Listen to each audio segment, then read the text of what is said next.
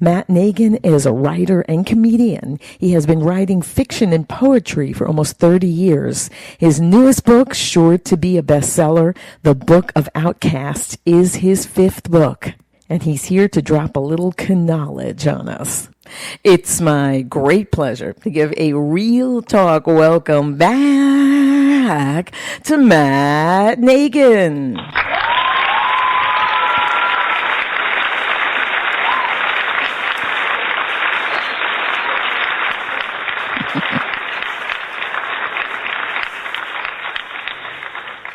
Well, the listeners already know you, obviously. How you doing, Matt? I'm doing great. It's always great to be on with you, Audrey, especially. Wow. I mean, don't you remember the 1960s, Audrey? Woodstock? What were the liberals singing? All we are saying is give peace a chance. Now Trump is trying to make peace, and they hate him. Come on. You know what I'm saying? I mean, come on. Really, really. These are the ones that are out there. They're against... Well, peace. They were the peace signs, weren't they? I mean, this is who they were.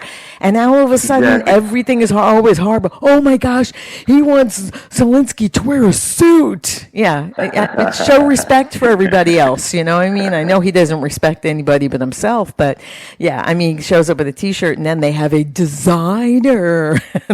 Who's the designer? What did he dress him up as? Because my cousin Vinny in the courtroom, right? Because the first time, I don't know what he was thinking. He shows up to the White House, that first meeting, in like yoga pants. Like he looks ready to hit Crunch Gym, like one of these wackadoodles that you see in New York City where I just was. I mean, you gotta, hey, you know, a little decency. Just, you don't put on a tie. Try to, a little bit. Have a little class, right? Show a little class. I mean, for Pete's sake. You're not at the Golden Corral buffet, Zelensky. You know what I mean? Yeah, right? So this time he did have a jacket on. Yeah. He did. It wasn't a tie, No. but it was a jacket. It was better. And I think he was a little nervous. Like, because if he was missing a coupling, nuclear Armageddon. You know what I'm saying? If he didn't have everything in place. So he got in line, and he was speaking a lot more politely and a lot more deferentially, which was good to see. I still would have liked to see a tie, but he did come around to a certain extent. Well, it's not, but it wasn't like he doesn't own one, because he's been seen in Europe at some other meetings wearing a suit. So this was a bird flip to the United States, you know. I see. So I see. You know what I mean. He's just a little. Well, I won't say what he is. Anyway, so I'm too much of a lady to tell you. You were just in New York City, of course. Both of us are old stomping ground where we all grew up. But they have this new eatery. Called I mean, you would think it's a joke, but they're serious about it. Gaza Deli and Grill on 48th Street in Woodside. No, we're talking about Queens. But inside is painted slogans like "Save Gaza" and "Free Al-Aqsa." I didn't even know that mosque was under attack. And of course, that phrase is really used for Israel's removal from Jerusalem, as well as images of a keffiyeh-clad woman and watermelon. Okay, so this city is the largest. Yeah, right. I got to get to that one. This is the city, listeners, with the largest Jewish population outside of Israel. So I don't know, Matt. Sounds real inviting, but what's with the watermelon? The watermelon. I don't get that. That is wacky, and I don't believe that that's what they're going with up on the marquee. I mean, in New York City, Gaza Deli and Grill. I mean, what are they serving there, Audrey? Rubble falafel. I was going to say, maybe on the menu. Right? We'll bring your food to your pile of rubble. But also I want to know. Okay, so the Gaza Deli and Grill, right? Now the people enter, I assume, through the front entrance. But is there a separate back entrance where they just hang glide in? You know, because I know. Hey, this dude's waving a scimitar and screaming Allah Akbar. No, it's all right. That's how they do it here. Yeah, you notice when they do that, it's never good. when they say that, right? They're Yeah, it's saying never good. they're saying glory to Allah, but every time they do that, they blow something up, right? Exactly. I can't think of any other God where people recite the name of God after they like behead someone or Yeah, something. You know, yeah, it's a yeah. very strange thing. You know, Yeah, I yeah. don't know if God is down with that. Maybe Nope. Allah is, but you know. Yeah, well, nothing yeah, Allah happens. is, but Allah wears horns. But anyway, so so who's their greatest supporter? Democrats. Now let's talk about them. They've been busy since Americans basically rejected them. They work hand in hand with Islamists. That's what the Red Green Alliance is. But not for Americans and not for the Constitution, but against it. So young men, imagine this, young men have left the Democrat Party for the GOP by a whopping 28% in this last election. And so is the Democrat Party stuck on stupid, or is that there isn't just stuck on stupid? There's nowhere to go for them. Is that it? Exactly right.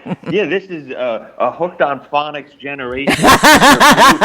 Yeah, with their blue hair and their nose rings and their ridiculous chants, and the straight guys are gayer than the gay guys. I don't know what's going on with them over there.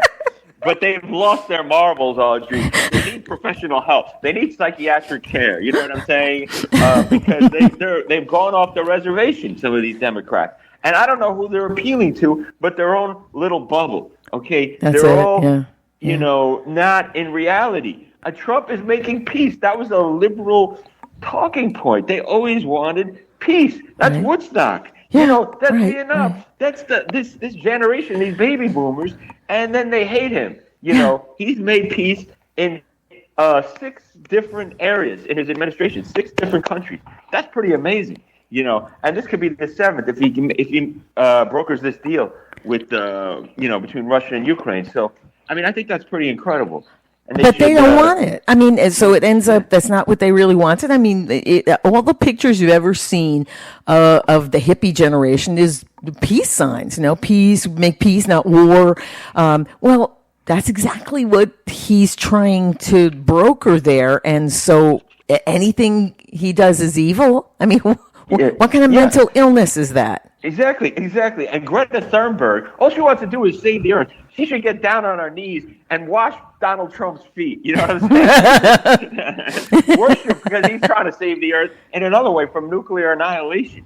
So all she cares about is the polar bears and the baby seals. And someone didn't recycle a plastic bag. Hey, we're gonna have World War III if Trump doesn't get in there and solve this. So she should be down praying to him, and the Muslims too, like they do 5 times to Mecca, pray 5 times to the White House, Well, now, so you're talking about peace, right? So you have other countries that he has already brokered peace for them that want to nominate him for a Nobel Peace Prize. Well, okay, I won't get into that because I mean, remember, it lost its luster when they handed it to Arafat, who's burning in hell. Right. And so, but and then they gave it to Obama before he ever did anything. Exactly. Okay, so that's not the greatest. Exactly. And about Obama, now this isn't my joke, but it's a great joke. I saw Jimmy Dore do it, but I have to recite it. He goes, "Can you believe they gave Obama the Nobel Peace Prize?" He goes, "But Obama had a kill list, and he had a kill list with a drone strike." I wonder one day he was in the White House. He's like, "Where's my kill list?" "Oh, that's right. It's under the Nobel Peace Prize." Well, it's true. But guess who else said that if he's able to pull this off, and even if he isn't, I will nominate him for a Nobel Peace Prize? None other than Hillary Clinton said that. Right, and I'm thinking, exactly. Wow, she must smell that orange jumpsuit coming because Exactly. That's what crossed my mind is he's finally going to, he's going to fulfill that promise from his first term of putting her behind bars, and there's enough to do it already. But for her to suddenly say that when she loathes him, she loathes President Trump, and so all of a sudden she's going to nominate him. They must think he's not the sensitive wimp, like what he was before in the first term. He wasn't naive as they think he is. But I thought to myself, yeah, well, oh boy, Hillary, you must hear it clank clank coming. It's true. She's thinking of a guy named Bubba, taking out the KY, not thinking of it. But she's thinking of her cellmate and what could happen, and she's getting nervous. But you got to say, it's the greatest political turnaround in history for her to come around and say that, given how much loathing and contempt she had for him, and how all the things she said about his incompetence, and she doesn't trust him with the button. And now to say he deserves the Nobel Peace Prize, it is pretty amazing. It will go down in certainly in American history. It will probably be of the last few generations of this whole century, one of the most impactful presidencies. I think you got to say, and political stories. Yeah, wasn't she? Didn't she used to be a Goldwater girl at one time? So I guess she's coming back in that direction. No, anything not to go behind. They're going, Hillary, they got it on you. Quick, hurry up, bootlick as quickly as you can, right? And but these are the. She came out of the so-called peacenik people too. Not really, but you have a bunch of what now. President Trump, of course, and he has the right to do that, and that's why they can't stop him. But he's trying to crack down on crime in D.C. because people don't even want to visit there. It's so crime-ridden, right? And it is our capital. So you have a bunch of white liberal agitators. They surround the National Guard troops in D.C. As protesters march against President Trump's crackdown on crime. So they want crime. Exactly. And also, I was watching that. I watched a video where these liberal protesters, these libtards, are screaming, "Free DC, free DC." That's their chant. But so it was more free under Biden when we had vaccine mandates. You couldn't hold a job without getting a genetically modified organism in your arm.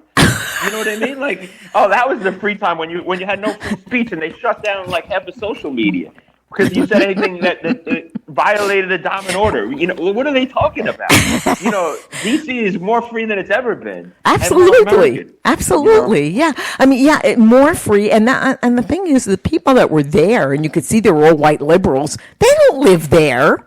They live outside that. They probably live in Alexandria or somewhere in Virginia. They probably live in Northern Virginia. They don't care about that. So you're against the crackdown on crime. That you're totally off your nut if you're against this. I mean, exactly. And then they're for rigged elections. They want free DC, but they want rigged elections. I mean, what is this? These people make no sense to me. Well, the one thing about them is they're hypocritical, and that's how they keep losing. Is that they don't have any solid basis for what they're saying. At least to make an argument that is logical. But free DC, what does that mean? Like, it's just not making any sense to me. Of course not. Now here's an interesting point. Now we know that I call them Communist Democrat Party. Therefore, not only mail-in ballots because it's easier to cheat that way, but then they want them also to be counted after, even if they're received after Election Day, right? That's what they want, unless they happen to be your union. And the union, as some of us know in SAG-AFTRA, we're voting right now. And so as we're voting and they go into envelopes, it says on the back of the envelope that it must be in by this date, because if it's received after that date, it will not be counted. Right. That's interesting, isn't it? Isn't that hypocrisy?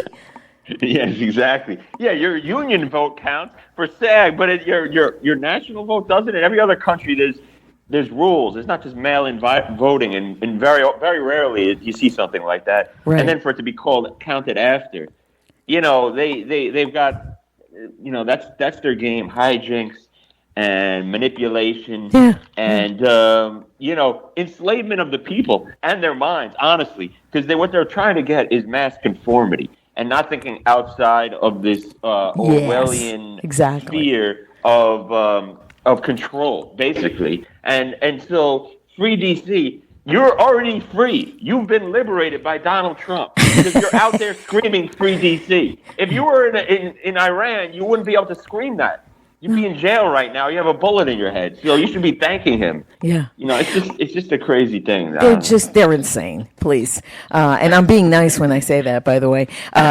So the NFL didn't stick it enough to the fans because we were big NFL fans at one time in our house, but no longer, because once they disrespected the flag, and Gold Star families, which had told them that that flag has flown, laid on the coffins of our loved ones. So please don't disrespect it. They basically flipped the bird to them and the rest of us. And so it wasn't enough that they're standing for men dressed as women, taking women's places, because now they started using male, I use that in quotes, cheerleaders in the NFL. Okay, now before you comment, I'm going to say, listeners, there used to be, and there still is in college, male cheerleaders, but they're the ones that lift the women up in the air, okay, and flip them around. So what are they really? These are not male cheerleaders. What are they? Yeah, no, I don't know. I don't know, Audrey, but all I know is the only tight end I want to see on the field is one wearing a helmet, if you know what I mean. You know what I mean? Yes, in that position. I'm sorry, but we've had enough with this. You have them. It's just really, it's disgusting. To me, it is. I mean, they're taking female positions, and this is, these are men in the gay lifestyle, and they are not just men in the gay lifestyle. They're flagrant. Okay, they're trying. You're pretending to be a woman, but you're not wearing a dress. That's the only difference. And as a woman, I'm getting sick of it now. Yeah, I mean, how many people want to watch a dude in tights? Okay, we don't. Disappear, do those splits and everything. Come on, I mean, maybe there's a small segment of the population, but the rest of us, I mean, I'm blind. I look at that, I'm blind. You know what I mean? And what are these cheerleaders? They're saying stuff like, when you're watching cheerleaders on the field, you don't want to hear, the ball has been intercepted to left up. You know what I mean? You don't want to hear that. No. It's only when the game's going on. So I just don't, this whole thing with these male cheerleaders, Stop. Really? You can be a coach, you can be a backup quarterback, you could be a fan, but what do you got to get into the cheerleading game? I mean, I don't get it. I really don't. So. But this is ridiculous. But this goes too far. This is the NFL sticking it to. They hate traditional marriage. They hate our Judeo-Christian precepts in this country, and this is their way to stick it to us. They didn't know their fans, or maybe they did, and they didn't care because now they're an international organization, so they really don't care what we think. But it's not even polite to do that to us, is it? No, it's not. And people don't want to say it, but, they're looking at that and they're getting nauseous. They're vomiting hot dogs, and it's hurting NFL sales. It's like, I don't want to watch the game if I have to watch that. It's already going down, like you said, with the flag and all this other stuff, and they throw in all the commercials. Now, I got to watch a male cheerleader do a split. No, thank you. You know what I mean? Yeah, exactly. Enough. The NFL, you really don't care what we think, but you made all your money off of us, didn't you? Oh, is that your thank you? Well, sit on it and twirl, but I don't want to go any further than that. Matt, where can the listeners follow and support your excellent work, or see you live, or purchase your books, including the Book of Outcasts? Where can they do all that? Well, you can see me. You can check out my website, mattnagin.com. Nagin is the last name. I got a book event this weekend at the New South Bookstore here in Montgomery, local author event, and I have a bunch of shows coming up. Oh, a big one will be September 20th at the Fairhope Unitarian Church Stand-Up Comedy Jam. October 25th, I got the Impact Arts Festival benefit at Fultondale Event Center. And there's a bunch of other little shows, so you can check me out. Also on social media, Nagin, please. And also, Audrey, I'll be in a new TV pilot called Brooklyn Vans that'll be out soon. So look for me and all that, and thanks for having me on. Sure. Nagin, please. I love that. That's very funny. And Matt, as always, I will have those links in my after show, which is now on the live show page. Just go to audreyrusso.com, click on the on air button, and right under the show description, you'll find all the links and info you need to follow Matt's work. Thanks so much, Matt, for sharing. Well, making us laugh. Thank you. Thanks for having me on, as always, Audrey. Yes. Will you join us again on the show? Yes. Oh, absolutely. Awesome. Always a pleasure. Thank you. Until then, may God bless you, your work, and may God save America. Bye for now.